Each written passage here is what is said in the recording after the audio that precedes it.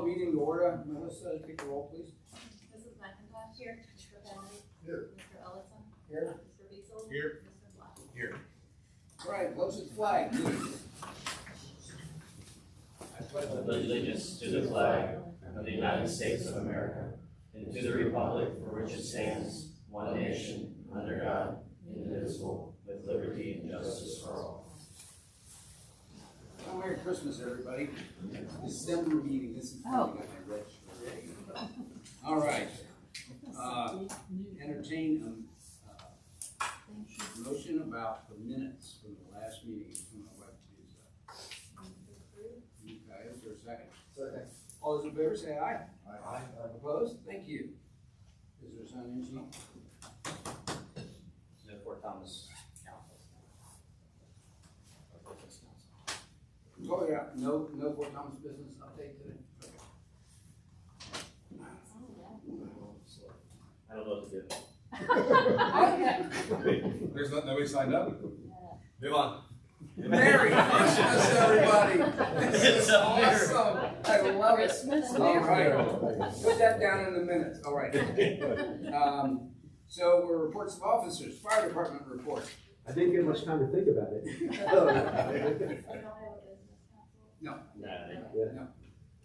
Well, thank you, Mayor and Council. That fire department would like to remind everyone that might be watching or anything that this is a higher time to kind of see a little bit of home fires, mainly because of the holidays. This is a good reminder that if you have live trees, make sure they're well watered, because I'm sure we got the trees a couple weeks ago. And if you haven't put water in there, they get pretty dry, and we'll go up pretty quickly if there's any fire like that. The other thing is overloading circuits. You know, we have all the holiday decorations. Although LEDs have really helped out, it's still easy to overload the circuits. So just a quick reminder, check around the house or anything like that. Just make sure those things are tidied up, and then we don't have to come out and do anything that we don't want to do. So and that's all I have. Great, thank you. How about police? Brother, to report? Nothing? You sure? Okay, let's put the pressure on. That's all. Yeah, I would like to read a little excerpt out of the police, We need to receive. with the police file this week, because we had our, because we had our police academy finished up, and I think there's some people that deserve recognition that they might not necessarily see these reports. As I was reading through it, they wanted to thank a few individuals and businesses for their contributions. So it looks like that, I don't know if you guys have, I've talked about this before, and for anybody that has done the police academy, I'll keep its praises. I did the one in Independence. It's awesome. You really get an inside perspective. It really can change the way you think about the police and the situations they're in. You might think our community is, or this community, because we're very lucky how nice it is and beautiful it is, that they're in situations that require, you know, on the spot thinking, and you know, you've got seconds to make a decision, and they put you in those situations. I'm assuming you guys do that here. They tell you about it. It's pretty impressive and tough, and it's a huge responsibility. People don't realize that. You get a really inside look at that. So anybody that wants to do it, I'm sure we'll do it next year. It's amazing. But there are people that took time, donated, I'm assuming, and just helped facilitate this. And I just want to make sure they got a nod. Fort Thomas Coffee, Spider Arms, Tracy Davis State Farm, the high school, Highlands High School, Tickle Pickle, Josh McIntosh Law Offices. I hear he's pretty good. You know, there's a rumor. He's all right. He's all right. Great guy. He's an okay golfer. The Campbell County District Court Judge Cameron Blau. I know he's great. Learned everything from me. Aaron Sizemore is amazing. The new Commonwealth Attorney Mike Zimmerman. The Assistant County Attorney Steve Dassenbrock. The Northern Kentucky International Airport Police. The Drug Strike Task Force, and the Northern Kentucky SWAT. It says right here, their generosity and expertise helped make this program a resounding success. And they couldn't have done it without them. I just wanted to make sure that they got their proper shout out. For anybody that's listening, 5 people, anybody, but it's, yeah. Oh, Josh, there you go. So it's fantastic. So thank you for all those that did that. So. I just want to piggyback to, I had the opportunity and honor to do the MC for the Northern Kentucky Junior Fire Marshal Art Award show, and it was awesome. You guys did a great job. Eric Scherfenberg, am I saying that right? Yeah. Okay. he was awesome. He helped plan it all along with Independence Fire Department, and all these little kids, like kindergarten through 5th grade, got to come up and receive awards for their artwork, and it was the cutest thing ever. And I really hope to be a part of it next year because it was great. So good job on that. You said you did a great job on that in the city, so he wants you back, so. Oh, good. Mark it down. Okay, sounds good. I just want to say great job on that. Well, that's good because I failed to ask for receiving file on his reports. Now that you've added to the report, let's do that. There we go. Is there a second? Second. Okay. And one for police. Received one. Wow. Okay, second. All right, great. Now we're down to the city administrator's report. Mr. Kramer. Confused behind two microphones. All right. It works, it's just a little broken. Thank you, Mayor. Just a few things to put out here. Rossford Covert Run is open. It was open a couple weeks ago. They're still having some final stuff just to clean up, but and I think there's a guardrail that was probably done since I saw it a couple weeks ago. But that is done. Route 8 was closed for at least a week, maybe, for a major water main break. The day I was bringing legislators through to show them how great it was. They did all that, I mean, literally with 3 hours before. So that was great. But it's open now. We do have, our own legislation is the Unified Development Ordinance, second reading, and then municipal order approving Ben Pendry to the OKI board again. And we will have our January 2nd meeting, and that's where we'll be swearing in council. So make sure council bring your families, and we'll have photo ops and everything like that, like we do every year. So that'll be a special meeting on January 2nd, and we'll also do the state of the city address at that time. And that's all I have. And then anyone's questions. Yeah, I'd like to talk about that January 2nd meeting real quick. I understand, like, moving it up, kind of opens us up for a little bit more free time in between meetings. We've done it a couple times in the past, but like this particular year, it falls on a Thursday. School doesn't start back till the 6th on the Monday. I know there's a lot of people that like to take PTO. You can balance it out if you have time off where you already have a couple days off that week, so you're not losing a lot of PTO and you're getting a lot of value for your time off. I would prefer that it maybe move like a week after the first if we're going to do this on a continuous basis.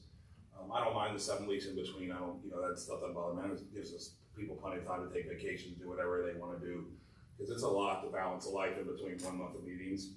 But I do think that the day after New Year's Eve, I think is people can really consume that and use time with their families. I didn't know how the rest of council felt about that, possibly moving it down, or kicking it down maybe a week, just depends on when it falls afterwards. January 2nd, it's just tough. That would be a problem every year. Yeah, I noticed that it was on a Thursday too. Let me pull the calendar real quick. I think for this, I think it's a good thought, Adam. My thought would just be, I think this year it's okay. I'm not complaining about this year. I'm fine. It's definitely something to consider because oftentimes you're right. That's like people are coming back from vacation or maybe have just gotten back from vacation. But we got a lot of people with young families here. And that's why I sent it out to council, to see if there was any conflicts. Yeah. Not this year, but I think in future event, you know what I mean? But I think if we know that we can have that week off still, I think it just, for future reference, I think that's fine. It's always been the every other year when we actually have swearing in. Trying to do a swearing in ceremony thing as close to the first as possible. That's why we did that. And then the state of the city addressed at the same time. But yeah, we can adjust it based on the calendar and see what makes sense. So like every year, right, it could be a special meeting every year. We can cancel that. We leave that Thursday one on there and do a special meeting and just do it, to keep it simple, because when we do a special meeting, we can't address anything else, which is nice, but I just need to be aware of time for some people. I agree with both you guys that looking at it yearly to see how it fits on the calendar.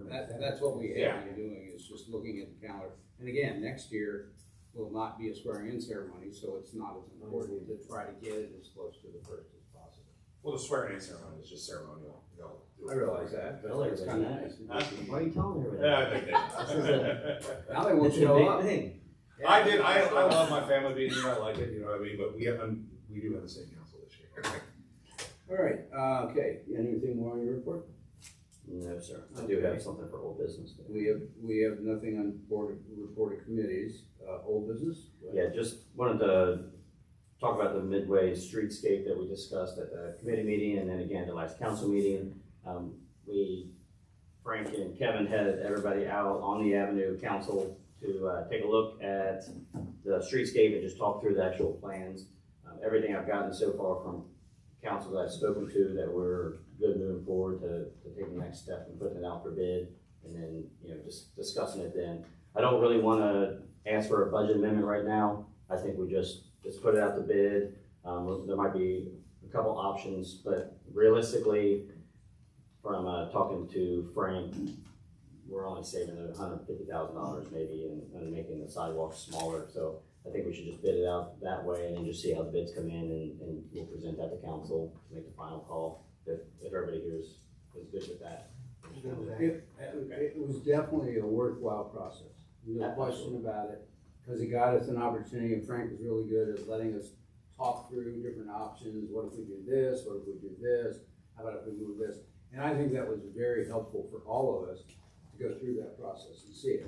And out of it, the big issue, and I understand the whole concept of reducing the lane width to slow the traffic down, but I guess the big thing, and I've already gotten feedback from some other folks about it, is that whole issue of the sidewalk dining and being close to the edge, and if we can do it with bollards or something else to kind of protect.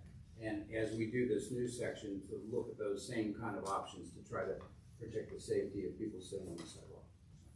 I think when I went down there that day, and Eric was there with me, it was pretty amazing when you look down, you stand at the vet's office, and you look to the south and look to the north, you can get really good perspective how nice the gas lamps look with the lights on them and the trees and the wreaths and stuff like that. You look down south, and it is a spider web of power lines and telephone lines and, almost like, was it Rio de Janeiro where they all steal, that way they steal all the power and stuff like that. It's pretty crazy. You never think about it because you drive through there, you really don't look up. And the amount of money that those businesses have vested in that part of town and have grown that part of town and what we're doing, Tower Park and stuff like that, it just makes sense to complete it. I think this is the last thing. I did mention to you, Matt, that I would like to take a look at running some low voltage lines when we do that to the gas lamps for possible speakers in the future if we're already going power. Yeah, we discussed that. With CT. Yeah, because CT actually Frank actually said that.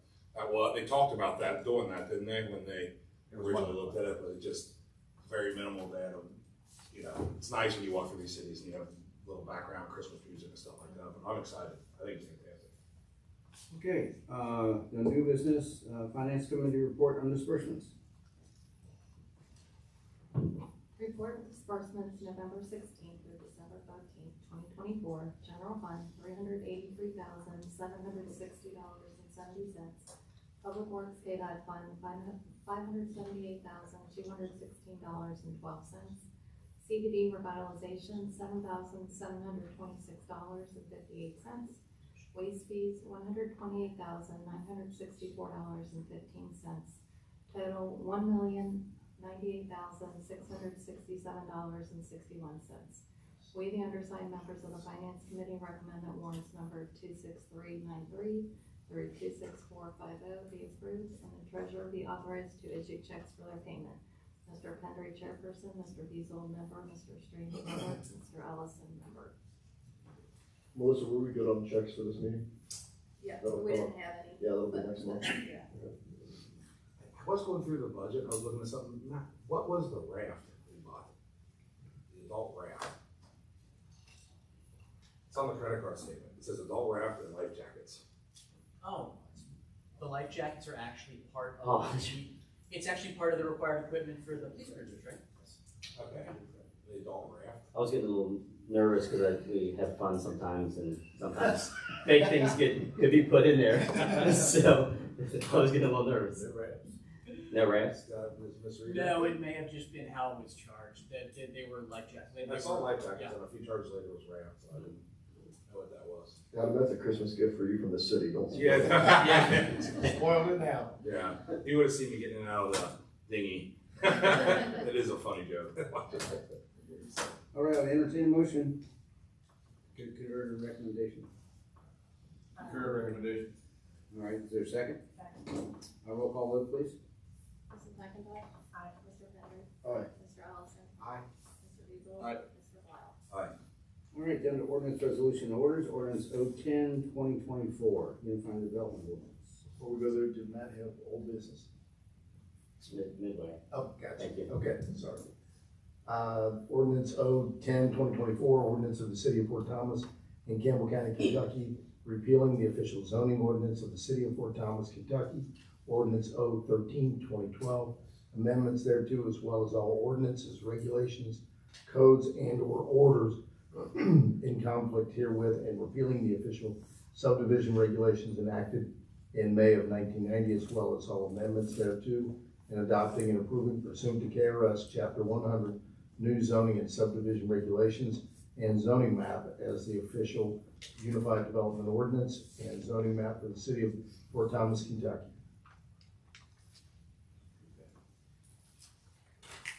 All right, it's a second reading. Roll call vote. Motion. A motion, I'm sorry, my apologies. That's what you get for talking to me. Sorry, that is on me. I'm gonna entertain motion, please. Move to approve. Is there a second? Second. A roll call vote, please. Discussion. Anybody want to discuss? I just had one thing, Sure. to discuss. So, obviously, when we adopt this, we're gonna go through and we're gonna find little things that we wanna adjust and we wanna look at, and I think that, approving it right now is the right thing to do, especially compared to what we have right now. Yes. But would it be possible for you, to, or maybe this would be Tim, to provide everybody in council just the procedure of how we go about, you know, like if I spend probably way too much time reading it, and I see something that I want to address, what is the procedure to I can follow through that? Anything like that, I'd like it to be addressed to me, and then I'll meet with Kevin and Mark, and then we'll give you feedback to explain, hey, this is what you're thinking, this is the reality of it, and then if it is something that we change, then that'll give you instant feedback to How? And I'll be doing that, like I've talked before with council, throughout this, when we see issues, we'll be keeping a running list and I'll keep you guys informed of those, just because that's, you know, that's something we've talked about so much, like, especially if there's anything that comes up, specific situations, just to explain, whether it's positive or negative, you know. When we utilize it and it changes something like the signs for the churches, you know, the current ordinance is very challenging with that, the new ordinance is not. So once we apply it, I'm gonna provide feedback to council, just so you can see what the changes have helped. And then if there is an issue, I'll do the same thing and then recommend changes on it. So that's my plan, but by all means, we want feedback on that and really all the other ordinances out there too. And I'd just say one thing too, I agree with what Andy said, and, obviously the new UDO is gonna be dramatically different from what we currently live under. There's a lot of substantial changes that we've made, and, I look forward to the feedback as we move forward, and I've said all along, and it's true, and I know everyone agrees that this really is a living, breathing document, so this is not something that is cement and stone and can't be adjusted, and that's a good thing. And then lastly, I know we've all spent a ton of time on this, including the community.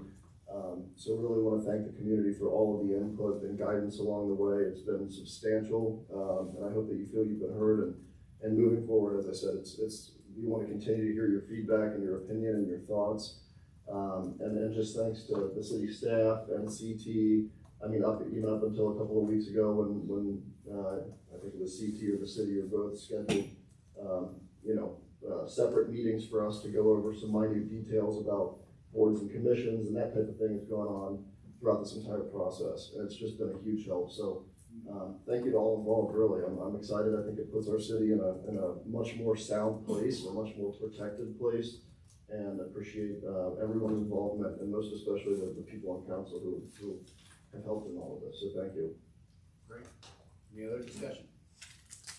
Okay, roll call vote, please. Mr. Allison? Aye. Mr. Beazle? Aye. Mr. Blau?